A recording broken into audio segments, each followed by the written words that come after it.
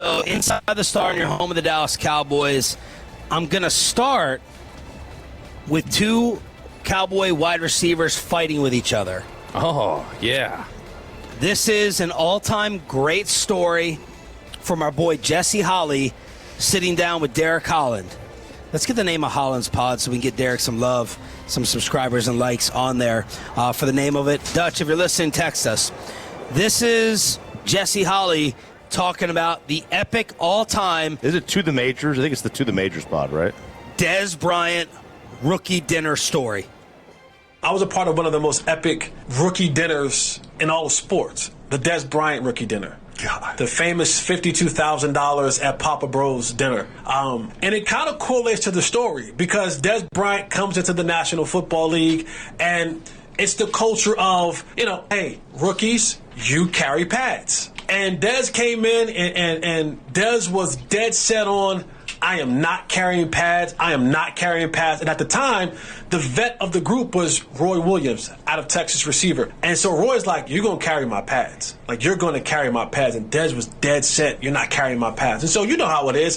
If there's a veteran on the team and you're a rookie, you're kind of like disrespecting the veteran, the other veterans would go like, oh, really?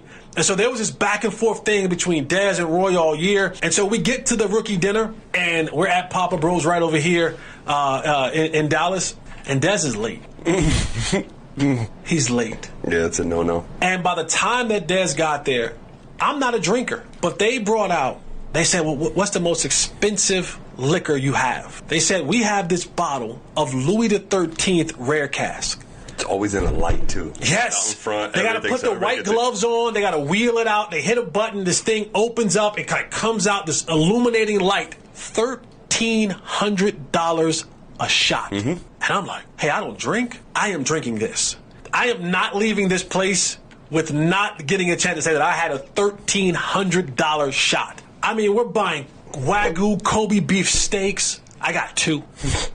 They got the shrimp and lobster towers. They bought the biggest bottle of Ace of Spade. They're pouring it in a flower pot in this private room. I mean, it is going insane. Dez finally shows up about 45 minutes late. And he's like, hey, man, we're finished. The damage has been done. And they brought the bill. And it was $52,000. Mm-hmm. And the way that Dez spazzed out, and I'm not paying it. And I was like, Rook. And the way that it goes in the NFL is, first round rookie pays the majority of it. The next pick kind of picks up. So they break it down, first round, second round, third round, et cetera, et cetera, et cetera. Story goes, I don't know how this ended. I left. Once I got my $1,300 shot, I ate my Kobe Wagyu beef steak and shrimp and the towers. I got my stuff to go because I had steak and eggs the next morning. You know what I mean? Everyone left Papa Bro's with this bill of $52,000 because Dez refused to pay. Story has it that Jerry Jones eventually picked up the tab because we were there as Cowboys. So we've heard tales of that story before, but Jesse just talked about it the other day with Derek. Well, Dez has taken exception with the way that Jesse told it. Here's Dez. I get that you have to make it interesting, Jesse Holley, but using the word spaz out, knowing I only showed up to give the waiter my number to text me the check after y'all were done doing the ho-s. Oh. You saying I'm 45 minutes late? Why would I want to be around that? I think you and I both know it's no secret I could have spazzed out. One thing I made sure of, I wasn't like any of you. I take pride in being a real stand-up guy. I learned to speak up because I don't want that to get ever confused again. He wrote that to Jesse. Jesse responds, to say that you came there, found out what the bill was, and how the split was broken, was calm as a cucumber would be totally false. You were late getting there, that's factual. By the way, Dez is always late. That's me saying it.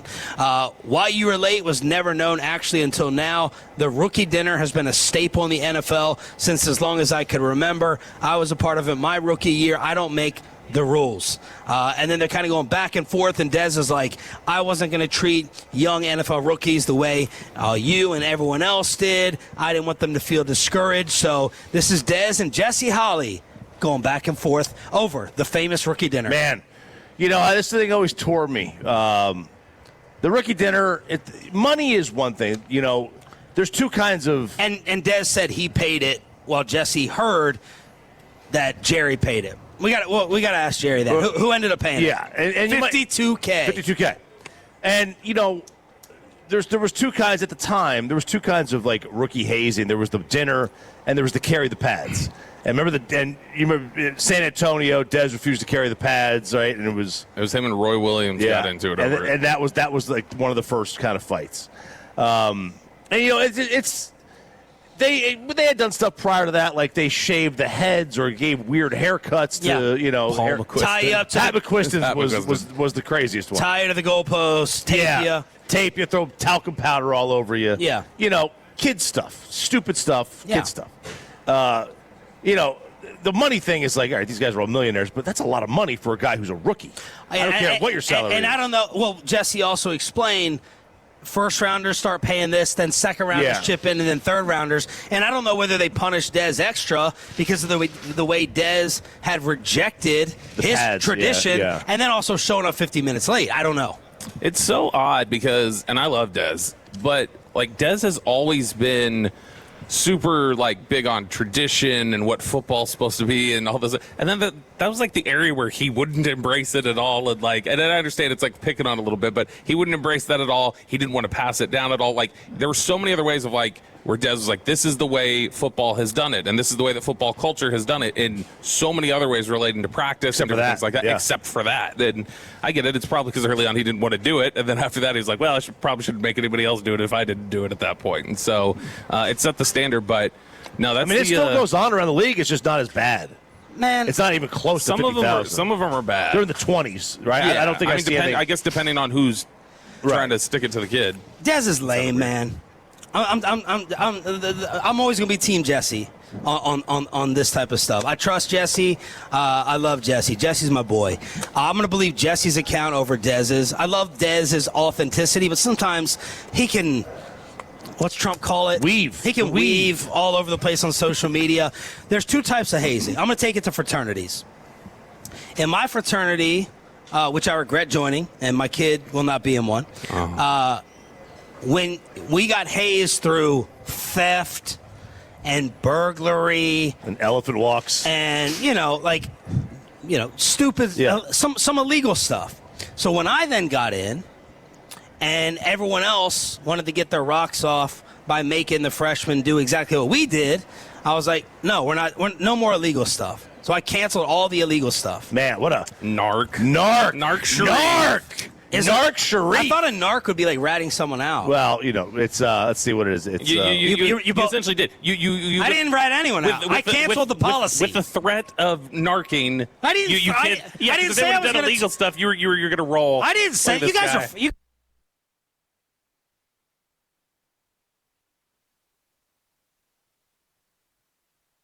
Hello, are we back? There we go. We're back. Yeah. Jake, talk to me. Are we back on air? Yeah, you're good to go. Okay. All right. Yeah.